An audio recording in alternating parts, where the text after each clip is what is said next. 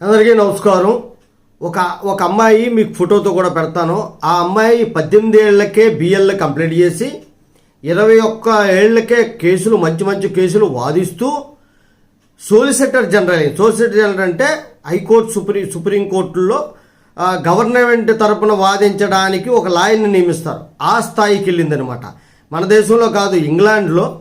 ఆమె భారత సంతతికి చెందినటువంటి ఆమె. అందుకు గొప్పగా చెప్పుకుంటున్నాం. కృష్ణాంగి మేశ్రామ్ ఆమె పేరు.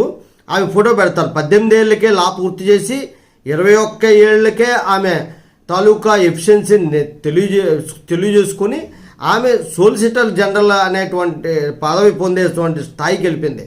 చిన్న వయసులోనే ఆ స్థాయికి వెళ్ళినటువంటి గొప్ప విషయం. 15 సంవత్సరాల వయసులో స్థానిక లా కాలేజీల్లో చేరాలని భావించినా ఇంటికి దూరంగా ఉండడానికి ఇష్టపడలేదు.